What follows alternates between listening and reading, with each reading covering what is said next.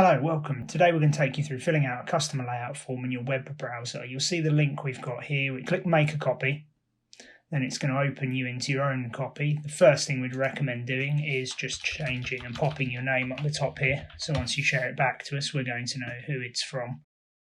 The first page takes you to the help and how-tos. This is going to just walk you through what you need to do in order. If you follow the red arrows around, it just shows you exactly what to do. And then the first thing it's going to say is take to the layout form, which is over here. The first place to start is in the main vehicle layout graphic here. Best thing to do is just to clear that all out. This has got a default sample layout of a transporter with a side furniture conversion in there. But if you're going to do something slightly different, clear that out by highlighting it all and pressing the delete key. You can now enter into any square in this layout what you're planning on putting in and where. How to work out what each item is this column here, column U, which has all the codes for all of the various things along here, which is, your leisure battery, roof lights, water pump, fridge, etc. So we're going to repopulate this with a standard layout that you might well see in vehicles. This is going to be for a transporter. So we're going to go main battery is the first thing to do. And then the leisure battery we're going to put under the seat in this particular layout. And then we're going to want to put the control panel back by the furniture on the side of the full height cupboard. So we're just working our way one by one down this column U, picking how many things we want in each place and just punching them in where they're going to be.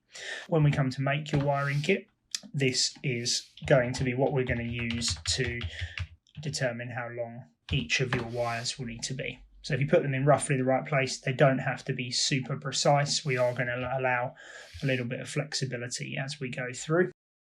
As you can see here, as we're punching the things into the main layout, it's running a count of them here in number of components on layout diagram. Once you've filled in everything you want in your layout form, we're then going to move over to this next table.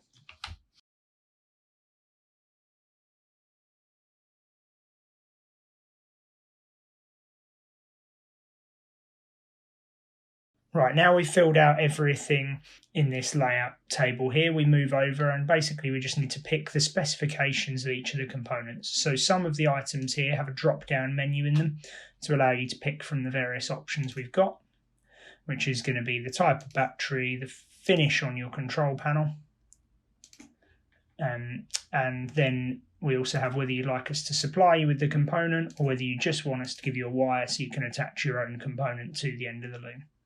So we'll pop down, fill this all out with each item that we've selected and make sure that we've got all the right specifications for what we want to do.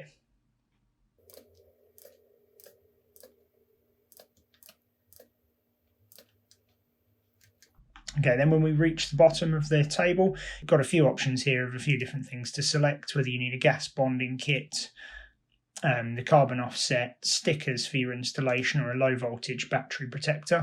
This is just going to prevent your battery from draining too low and causing damage to it. So it's a pretty good thing to have. If you click any of these links down the side, they'll take you to our website and show the relevant piece of information that you may need. The last thing to fill out on this is the section here, which is going to show you what you want each switch to do.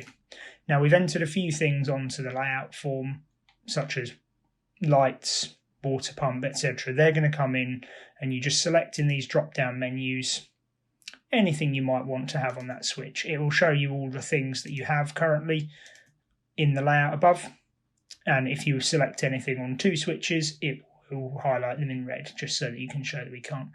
Extra switches will appear down here, so if we say we want to put a dimmer switch into this van, we'll just pop that in the layout quickly and we can then see the dimmer switch has appeared here in the extra switches section, and we're able to go, we want the dimmer switch to control the roof lights, and now we don't want them on the control panel anymore, so we'll just delete that out. Any spare switches on the control panel will still have the power wired up to them. They're just not necessarily going to have anything coming off them now, but it makes it very easy to add stuff later on. The last thing to do is fill out our details in the top box here.